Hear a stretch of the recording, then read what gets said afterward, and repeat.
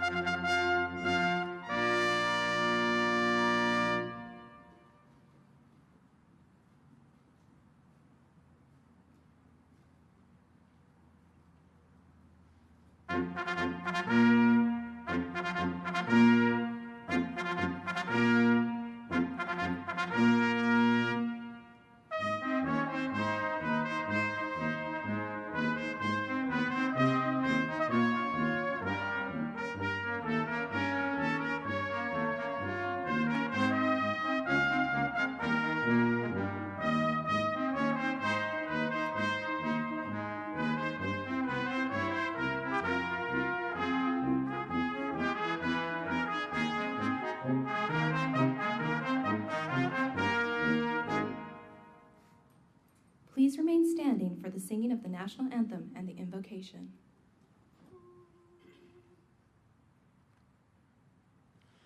Oh, say, can you see by the dawn's early light what so proudly we hailed at the twilight's last gleaming,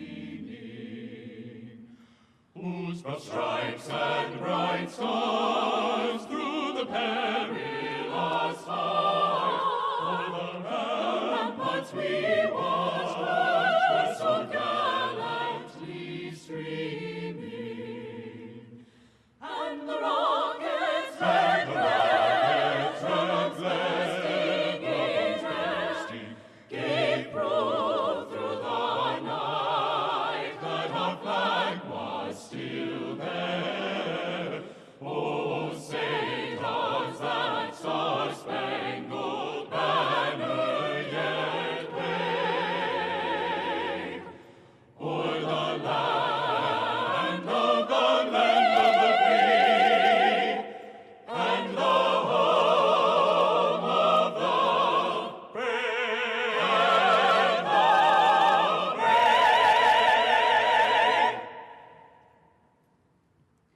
Ladies and gentlemen, Chaplain Major James M. Hendrick will now deliver the invocation.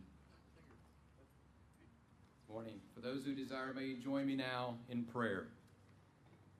Holy Father, we thank you for this day of remembrance and recognition. We thank you for this national memorial site that so wonderfully captures and records the purpose, the core values, and the distinguished airmen of the United States Air Force, airmen that love their country, their fellow citizens, and their military teammates more than life itself. Lord, it is right and good that Technical Sergeant John Chapman be permanently memorialized on these sacred grounds. It is right and good that John's selfless and passionate valor to fearlessly confront and mitigate the power of darkness against his fellow patriots and humanity be forever esteemed and remembered. Truly, O God, there is no greater love than to sacrificially lay down your life for the welfare and betterment of others. We thank you that the spiritual DNA of this highest love found residence in John Chapman and the other great Americans recorded here and at other service memorial sites. Our nation, our joint fighting force, and America's unwavering resolve to stand against the darkness of terrorism is stronger for it. Holy Father, may you tenderly hold and sustain John's family. May you lessen the pain of their unspeakable sacrifice as they reach out to you in trust and dependence. May your presence with them be strong and comforting. And may you also protect and empower all of our service forces as we seek to overcome evil with good for the sake of human welfare and righteous governance. To this end we pray. Amen. Thank you, Chaplain Hendrick. Ladies and gentlemen, please be seated. The Medal of Honor is the United States of America's highest and most prestigious personal military decoration and awarded by the President of the United States to service members who distinguish themselves by acts of the highest valor. During today's ceremony, the Air Force will immortalize Technical Sergeant Chapman's name in granite on the wall before you here at the Air Force Memorial. We will honor him with speeches, a musical tribute by the singing sergeants of the Air Force Band, a flyover, and the performance of taps. This special flyover is a tribute known as the Missing Man Formation and will be flown by members of the 1st Special Operations Wing and will consist of a 4-ship formation, including an AC-130U Spooky gunship, 2 CV-22B Ospreys, and MC-130 Combat Talon II Chariot of Armageddon, approaching in a dual echelon formation. When it passes overhead, the Osprey in the slot position will pull up and depart the formation, leaving the rest of the formation to continue flying alone toward the horizon. After the flyover, we will posthumously promote Technical Sergeant Chapman to the rank of Master Sergeant. Ladies and gentlemen, the Chief Master Sergeant of the Air Force, Kaleth O. Wright.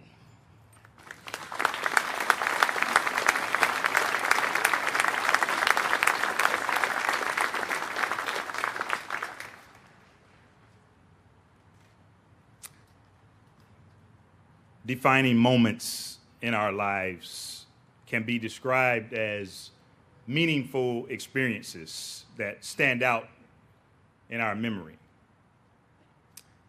Chip and Dan Heath, in their book, The Power of Moments, describe the 4 elements of defining moments. They say that defining moments are elevated, that they rise above the everyday, normal course of events, that they provide insight. They rewire us to learn more about ourselves and the world.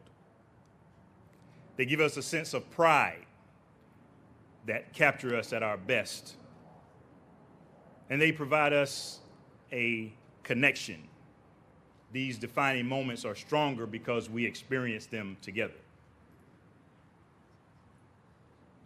This week has been a series of defining moments for all of us.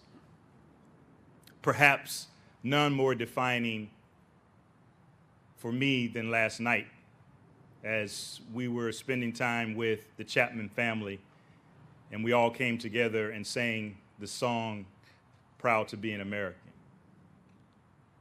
I just want to personally thank all of you for welcoming me and Tanya into your family.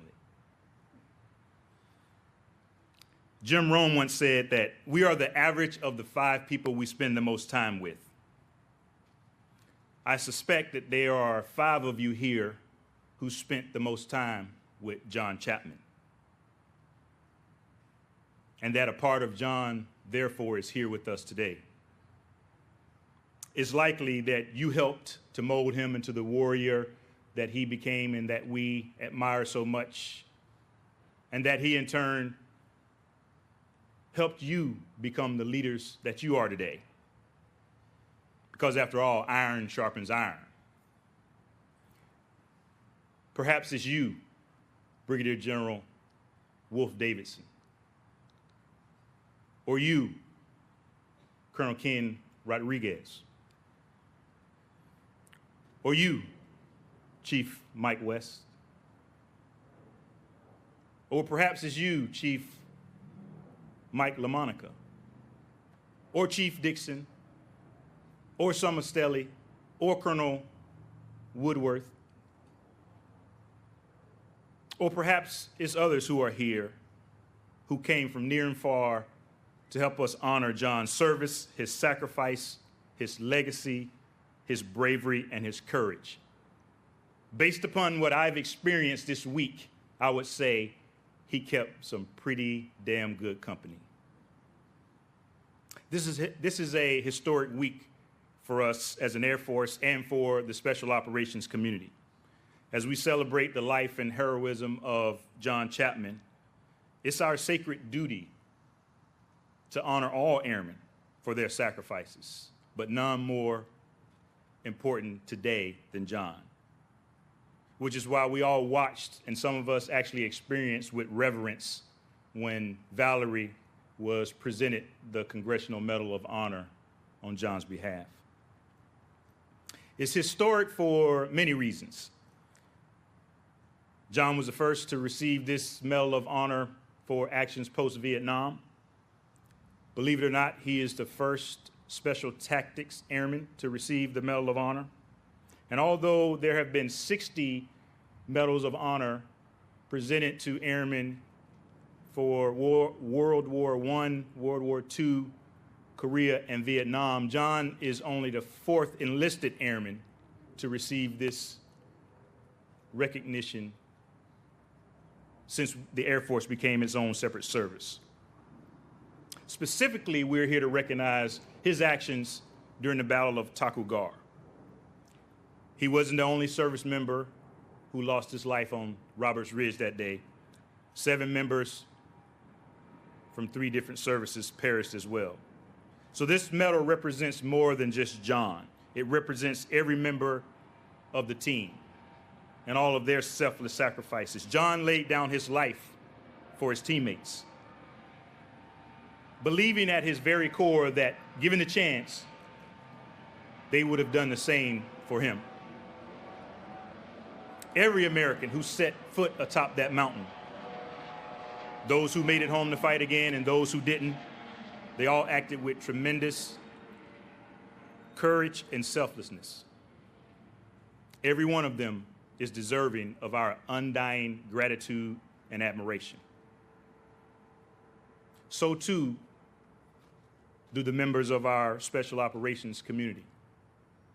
16 years later, still deploying around the world, defending our nation, fighting for freedom.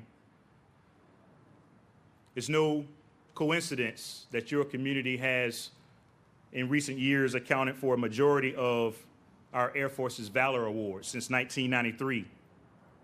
11 Air Force Crosses, 78 Silver Stars, 652 Bronze Stars, 360 with Valor, 132 Purple Hearts.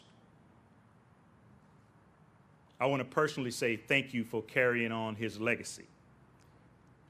You may very well be quiet professionals, but your gallantry and your bravery does not fall upon deaf ears. Like many of you and many of our airmen, both past and present, John himself was selfless, a trait that revealed itself way before that snowy day on the mountain. So from his early days as a mischievous kindergartner, right up to March the 4th, 2002, he would tell you he was just doing what he knew how to do best. But he didn't have to go on that deployment. He could have stayed home with Valerie and Madison and Brianna. He didn't have to go on that mission.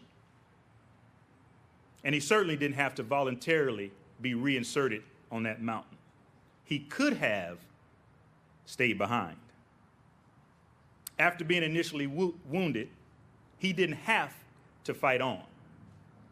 He could have stayed under cover and relative safety and waited for the quick reaction force and the combat rescue team that he knew would come to get him.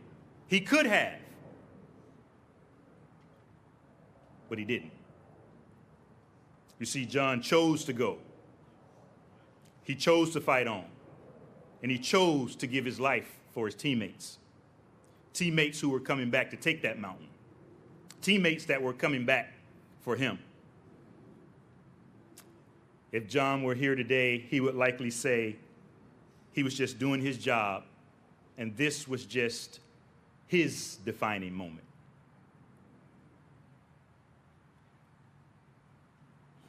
I don't doubt that that was true, but what I would like to believe is that he was being the man, the warrior, and the leader that all of you molded him to be.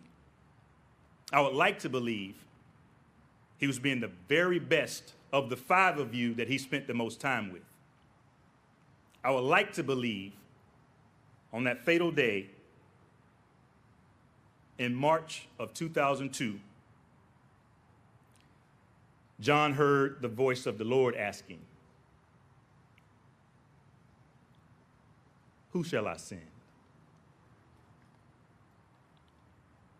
And who shall go for us?" I like to believe,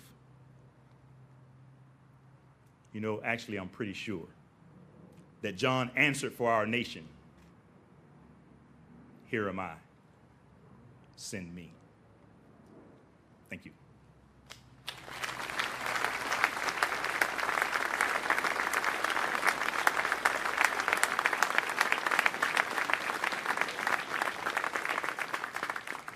Ladies and gentlemen, the Chief of Staff of the Air Force, General David L. Goldfein.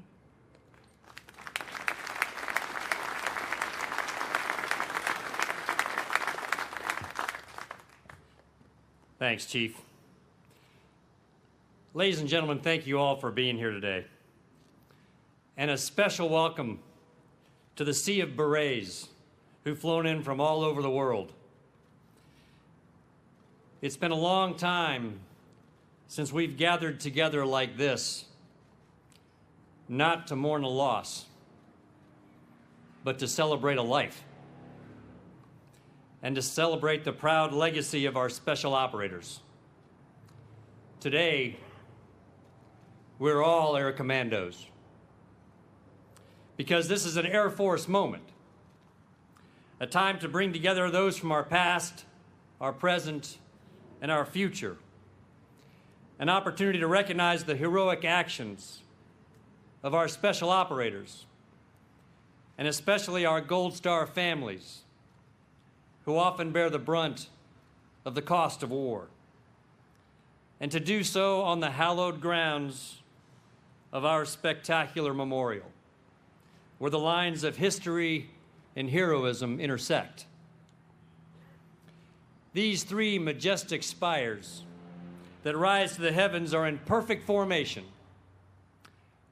representing our core values, the core values that John Chapman epitomized. And today may also represent a new tradition here at the memorial. At the end of the ceremony, Chief Master Sergeant Jeff Gilmain is going to lead us in memorial push-ups. The first time we have done so with such a large and distinguished crowd at our Air Force Memorial. A fitting bookend to an incredible week in our Air Force. Over the past several days, we've gotten the chance to get to know the Chapman family, and especially John's lovely wife, Valerie. I'd like to share a short story about Val to highlight the courage and commitment of our Air Commando families. Don't worry, it's a good one. In August of 2011, shortly after I became the CFAC in Central Command, we lost a helicopter, call sign Extortion 17, that was shot down carrying a Naval Special Warfare team, several Afghan soldiers, Army aviators, and 3 members of the 24th Special Tactics Squadron. On board were Tech Sergeant Dan Zerby, Tech Sergeant John Brown, and Staff Sergeant Andy Harvell. Immediately after hearing of the tragedy, Val called 2 other Gold Star widows from the 2-4, Melanie Zather and Mary Duffman, and they traveled to Pope Air Force Base to comfort the new widows. And when they walked in, Valerie hugged the ladies and told them, "Lots of folks are going to want to help you, but only a few of us can say we've walked in your shoes. We're here for you."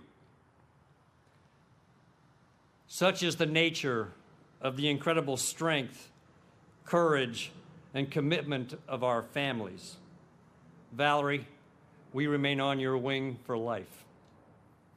And I would ask that the Chapman family and our Gold Star families who are here today, please stand so we can say thank you and recognize your courage.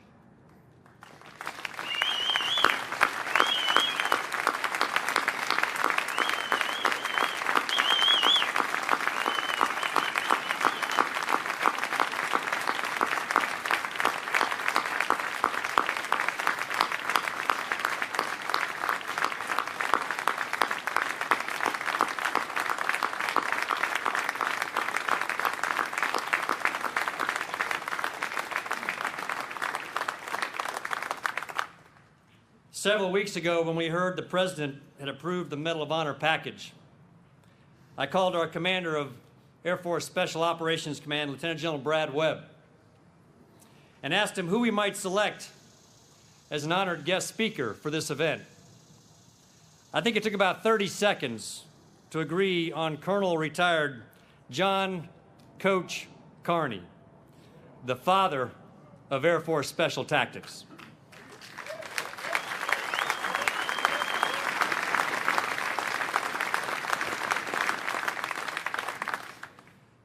He earned the call sign Coach from his 8 years as assistant football coach at the Air Force Academy. In 1977, Coach was selected to form the first Air Force Special Tactics unit that he nicknamed Brand X, since they didn't have a name, to work with other classified units on counterterrorism. The mission was to assemble small teams of combat controllers who are experts in airfield seizure in denied areas, controlling airstrikes, and extricating friendly forces from harm's way. Coach, who knew that 22 years later, a team from the 23rd Special Tactics Squadron would use these skills to rescue me from enemy territory? Like them, you drink for free.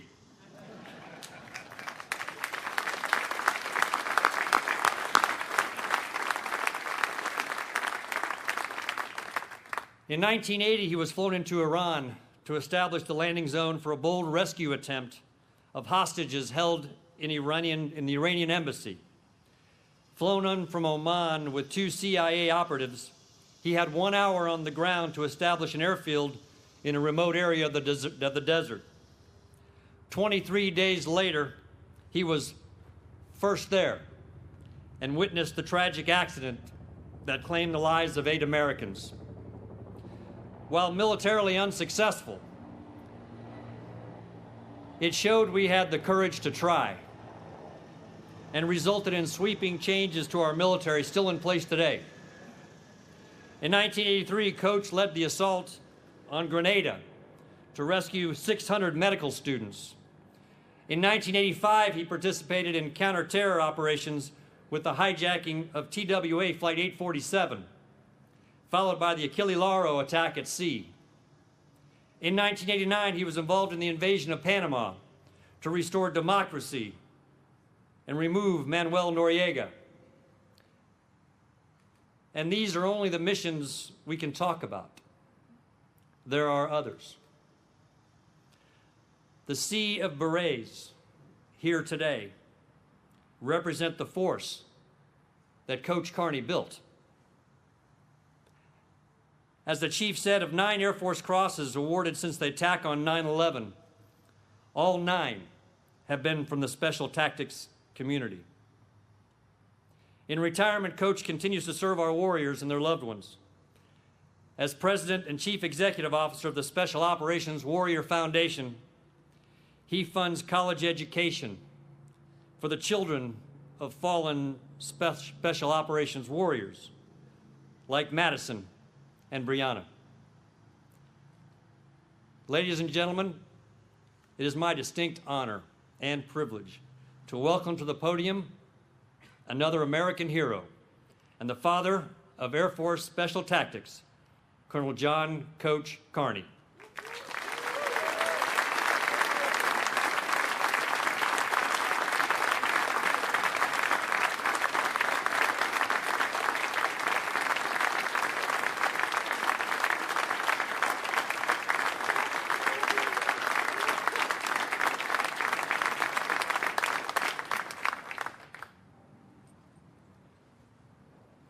Chief, who's leading those push-ups, I've got a request. Could you keep it down to 10?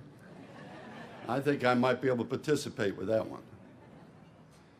Madam Secretary, General Goldfein, Valerie, Madison, Brianna, John's mom, Terry, honored guest, it's a rare and extraordinary honor to say a few words during this very historical moment. For the Air Force Special Tactics community, and to honor a hero, a combat controller, and Medal of Honor recipient, John Chapman. In the very early stages of what was to become known as Special Tactics, we had an 8-man pickup team. No unit designation other than referred to as Brand X. After numerous emergency deployment readiness exercises, called EDREs, the Joint Community and the Military Airlift Command blessed us with an official designation, Detachment 1 MACOS. Hoorah. After Major General Schultes, the first commander of the Joint Special Operations Command, JSOC, asked, "What does Det 1 MACO stand for, Carney?" I replied, "Beats the hell out of me, sir." The general stated then, we had the best cover name and story of any of his assigned units. The Special Tactics has arrived. Madam Secretary, General Goldfein, we were stealth before stealth was cool. In the late 70s and early 80s, Special Tactics members were the most frequently used but scarcest units wearing an American uniform. They were in such short supply that requests to deploy them and engage them far outstripped their numbers of availability. They lived precarious lives working under exceptionally high operational tempo. With such limited numbers, the combat controllers had to be skillful, reflect sound judgment, possess a strong desire to excel. And with such small numbers, we knew in order to be successful and operate along with other special mission units, we had to have the right people. There is no question we got that right.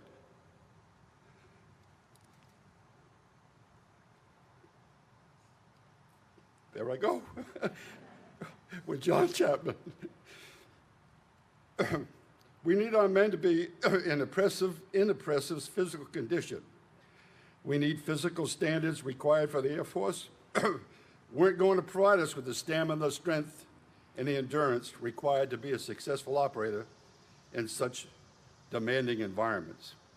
We needed our men to be extremely competent, to be problem solvers, and to know the business, and to know it well.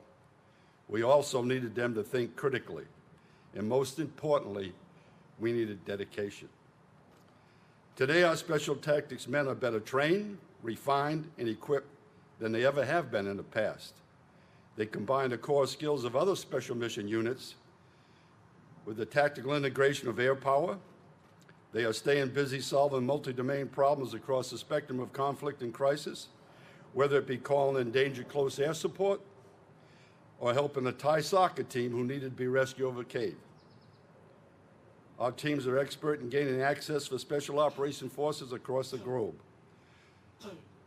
calling in airstrikes, recovering our personnel and sensitive equipment, and battlefield emergency surgical operations. Special Tactics units throughout the relative short history have performed in some of the most austere, inhospitable, and hostile environments, proving themselves time and time again as force multipliers. Operations such as Eagle Claw, conducted in the Dashir Kafir Desert of Iran, Urgent Fury on the island of Grenada, Just Cause on the Isthmus of Panama, Desert Storm operating in Kuwait and Iraq, and the harrowing firefight in Mogadishu, Somalia during Task Force Ranger. They also played significant roles in Afghanistan during enduring freedom, and they continue to operate as we gather here today around the globe in harm's way. The United States Air Force, the Air Force Special Operations community, and in particular, combat controllers, will long remember John's life of selflessness, relentless drive, and above all, his courage. Young airmen in the future will learn of John's saga and benefit greatly from his story. His display of courage will continue to inspire future members of our Special Operations Forces, and he will not be forgotten. Over the years, one of the most frequent asked questions of me was, what's so special about special operations? My reply, look no further than John Chapman. Thank you.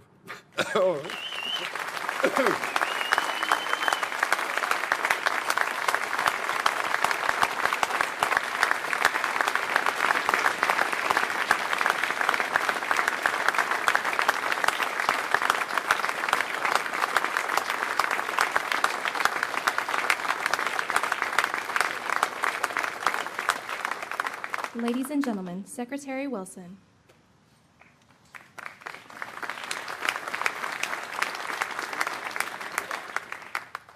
Thank you.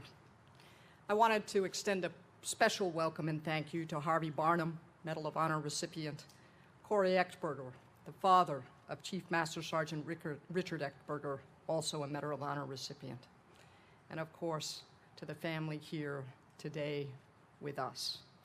Terry Chapman, John's mom, John's daughters, Brianna and Madison, and of course, Val.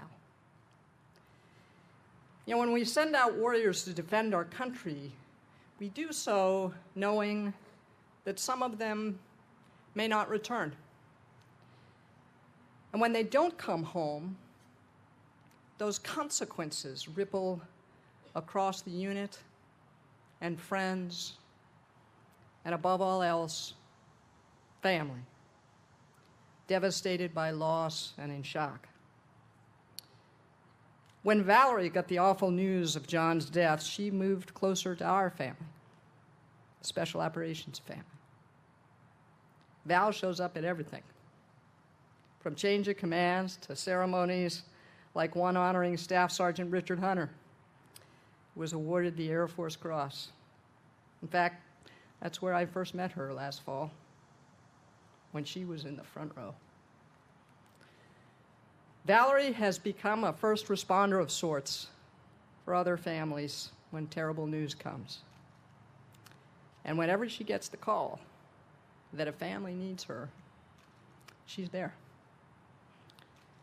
Valerie met John in 1990 and married him in 1992 after a 2-year courtship, via letters and long-distance phone calls.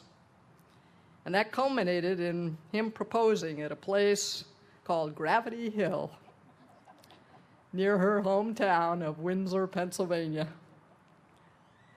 They moved to Pope Air Force Base down in Fayetteville, and she became a leader among military spouses, and she remains one to this day. And through all of this, she has raised 2 wonderful girls, Madison and Brianna. Through all of her actions, Valerie embodies the best we can hope for, the best of us. Ladies and gentlemen, it is my honor to introduce Valerie Nessel.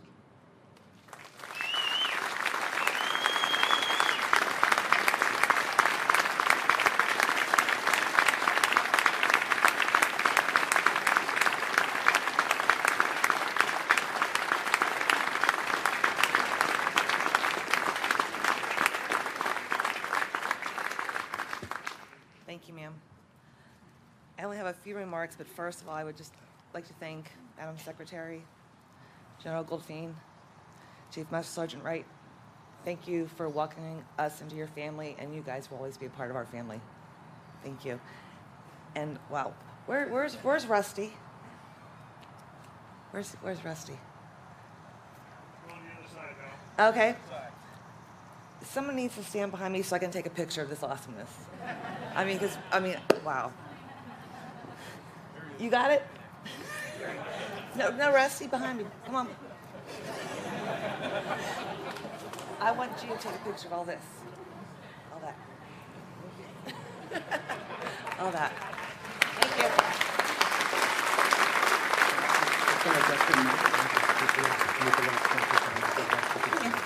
Thank you. Thanks, Rusty. Right. I am standing in front of one of the most badass groups ever. And I am beyond thankful and blessed to be standing in front of all of you today. It is truly overwhelming to see so many warriors, past and present, gathered to honor one of their teammates. And John was just that, a team player. He willingly returned to that mountain, knowing the enemy was embedded, but he continued until his last breath. Team before self. What a beautiful way to live and a selfless way to die. This week we have honored John for his courage and bravery in the face of the enemy, for putting himself in front of his teammates, for trying to get them out of a tough situation, for fighting as long and hard as he could to defeat the enemy. I know if John were here, he would attest that all the men on that mountaintop that day were heroes.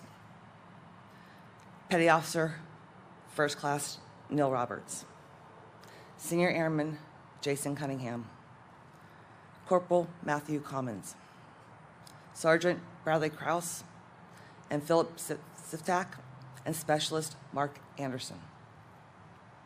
I would also be remiss if I didn't mention Senior Airman Adam Service, who we lost 12 years ago this past Sunday, August 19th, and Captain Matthew Rowland and Staff Sergeant Forrest Sibley, who were killed in Afghanistan 3 years ago this coming Sunday, August 26th. I am thankful for these heroes that serve and protect our country. And I'm humbled my husband was one of them. But knowing John, I wouldn't have expected anything less of him.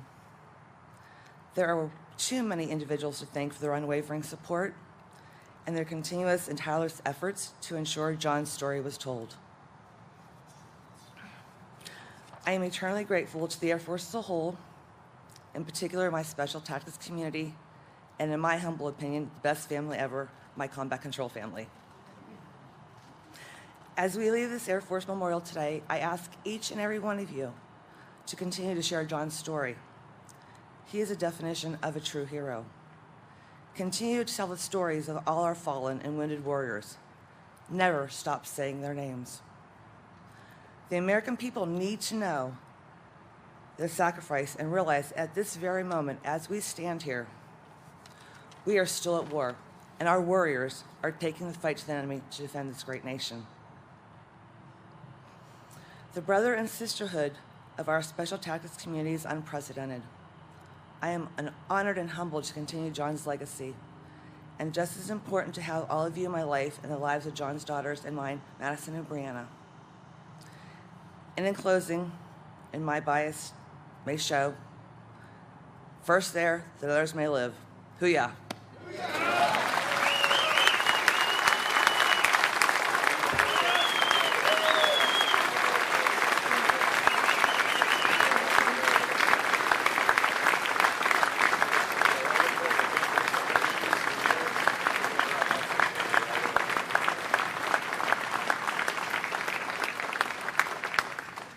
Please be seated. Ladies and gentlemen, the Air Force Band Singing Sergeants.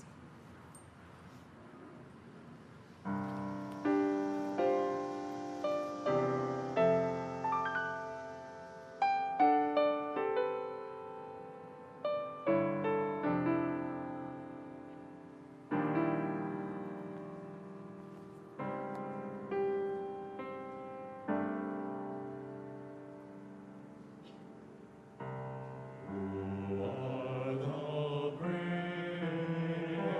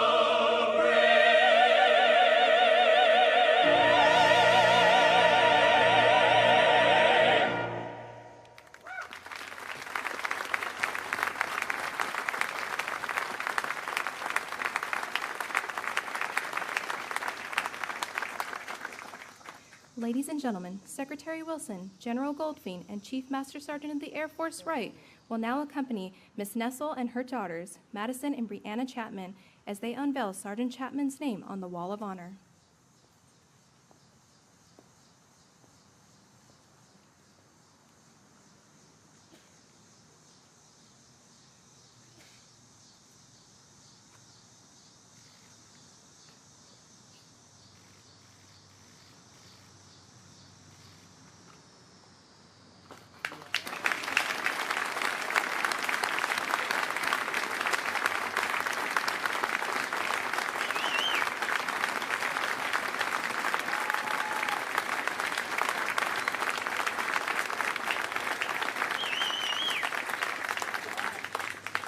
Ladies and gentlemen, please rise as Madison and Brianna Chapman will now lay a wreath honoring Sergeant Chapman and those who gave the ultimate sacrifice on the 4th of March, 2002, and for the playing of taps.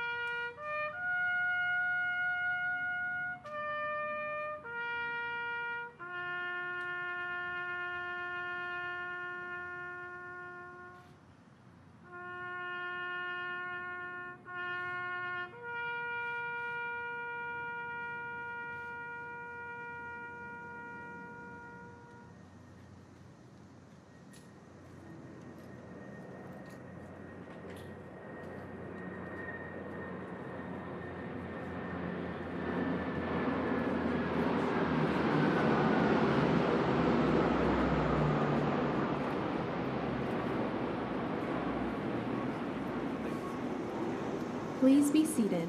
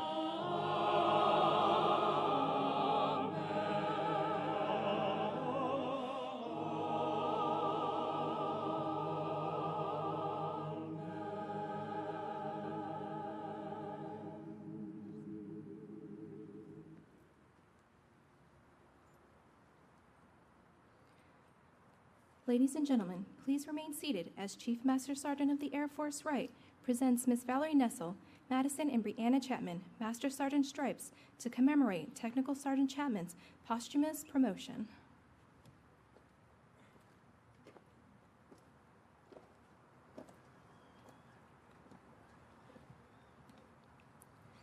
Technical Sergeant John Chapman, 24th Special Tactics Squadron, Pope Air Force Base, North Carolina, was posthumously promoted to the rank of Master Sergeant effective 22 August 2018.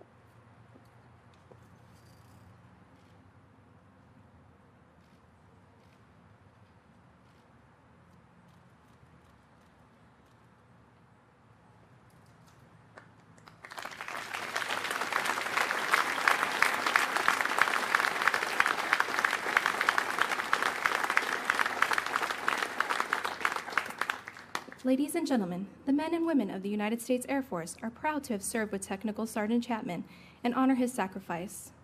Anyone who is interested in doing memorial push-ups, please join us behind the bleachers immediately following the ceremony.